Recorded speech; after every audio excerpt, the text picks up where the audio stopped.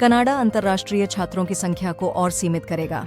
अमेरिकी अधिकारियों ने कहा कि ईरानी हैकर्स ने डोनाल्ड ट्रंप की चुराई गई जानकारी जो बाइडेन की टीम को भेजी।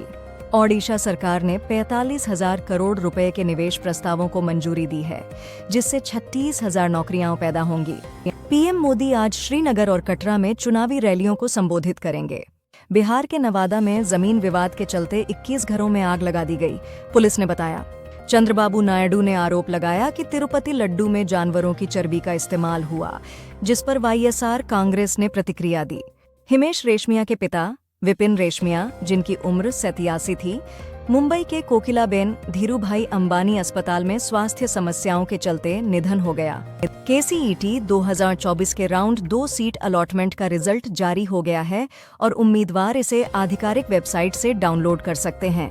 बीजेपी ने खड़गे के पत्र पर प्रतिक्रिया देते हुए कहा कि राहुल ने पीएम मोदी को चोर कहा और इसे असफल प्रोडक्ट को चमकाने की कोशिश बताया। यूएस फेड के रेट कट के बाद सेंसेक्स और निफ्टी ने ऑल टाइम हाई छुआ। अमेरिकी सांसदों ने न्यूयॉर्क में एक हिंदू मंदिर की तोड़फोड़ पर नाराजगी जताई है, जो प्रधानमंत्री नरेंद्र मोदी की अमेरिका यात्रा से कुछ दिन पहले हुई। पीएम मोदी की श्रीनगर यात्रा से पहले सुरक्षा कड़ी कर दी गई है, जिसमें कई चेक पॉइंट्स और सीआरपीएफ कर्मियों की तैनाती शामिल है। बीजेपी ने कांग्रेस एनसी गठबंधन की आलोचना की, जब पाकिस्तानी मंत्री ने कहा कि दोनों अनुच्छेद 370 की बहाली पर एकमत हैं। केंद्रीय कैबिनेट ने मुंबई में एनिमेशन, विजुअल इफेक्ट्स, गेमिंग और एक्सटेंडेड रियलिटी के लिए आईआईटीज और आईआईएम्स की तर्ज पर राष्ट्रीय उत्कृष्टता केंद्र स्थापित करने की मंजूरी दी, जिससे भारत को कंटेंट हब बनाकर वैश्विक स्तर पर सॉफ्ट पावर बढ़ाने और विदेशी निवेश आकर्षित करने का लक्ष्य है।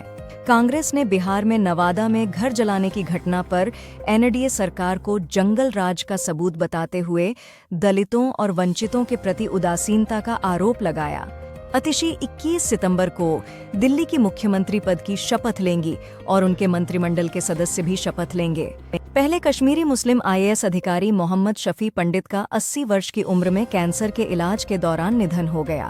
कर्नाटक पुलिस ने जेल में बंद बीजेपी विधायक मुनिरत्न के खिलाफ एक महिला सामाजिक कार्यकर्ता के साथ बलात्कार के मामले में एफआईआर दर्ज की है।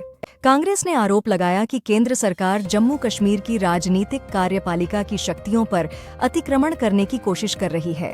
प्रधानमंत्री मोदी को मिले 600 से अधिक उपहारों और स्मृति चिन्हों की नीलामी शुरू हुई, जिसमें शिल्पकला, पारंपरिक कला और खेल स्मृति चिन्ह शामिल हैं। जेपी नड्डा ने खड़गे को कहा कि पीएम को चिट्ठी लिखना आपकी मजबूरी है, क्योंकि आपको एक फेल प्रोडक्ट बेचना है। 26 वर्षीय ईवाई कर्मचारी की मौत के मामले में केंद्र जांच करेगा, क्योंकि मां ने अधिक काम को ठहराया जिम्मेदार। मथुरा ट्रेन दुर्घटना। मथुरा जिले में वृंदावन के पास मालगाड़ी के 25 डिब्बे पटरी से उतरने की जांच के लिए समिति बनेगी और 500 मजदूर ट्रैक साफ करने में लगे हैं। भारत में मेड इन इंडिया आईफोन 16 की प्री ऑर्डर में तेजी आई है और यह नए निर्यात रिकॉर्ड तोड़ने के लिए तैयार है। सुभाष घई की म्यूजिकल रोमांस ड्रामा ताल, जो 25 साल पूरे कर चुकी है, 27 सितंबर को फिर से सिनेमाघरों में रिलीज होगी।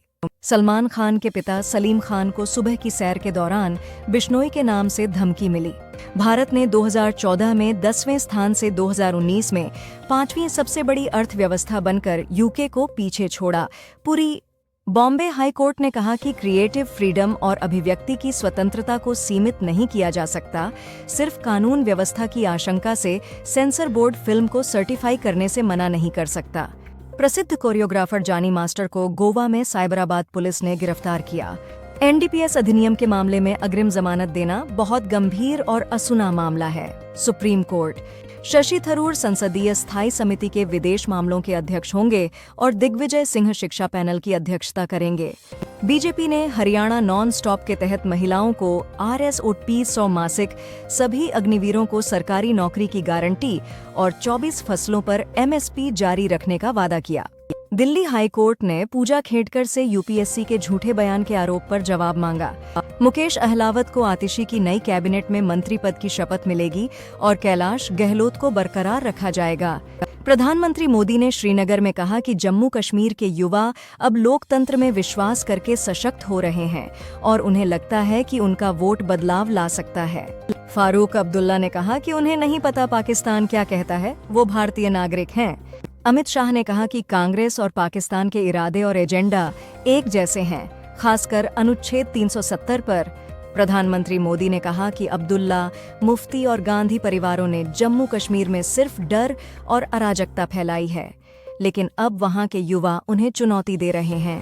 रवनीत सिंह बिट्टू के खिलाफ राहुल गांधी पर आतंकवादी टिप्पणी करने के आरोप में एफआईआर दर्ज की गई। पश्चिम बंगाल मेडिकल काउंसिल ने आर्जी कर मेडिकल कॉलेज के पूर्व प्रिंसिपल संदीप घोष की रजिस्ट्रेशन रद्द कर दी है, क्योंकि उन्हें सीबीआई ने गिरफ्तार किया। एफएटीएफ ने भारत की मनी लॉन्ड्रिंग और आतंक वित्त पोषण प्रणाली की तारीफ की, लेकिन अभियोजन में सुधार की आवश्यकता बताई। 1943 से अब तक के लगभग 37,000 सुप्रीम कोर्ट के फैसले हिंदी में अनुवादित हुए हैं और अब अन्य क्षेत्रीय भाषाओं में अनुवाद का काम चल रहा है। सीजेआई चंद्रचूड़। S&P ग्लोबल के अनुसार भारत वित्तीय वर्ष 2030-31 तक 6.7% वार्षिक वृद्धि के साथ तीसरी सबसे बड़ी अर्थव्यवस्था बन सकता है।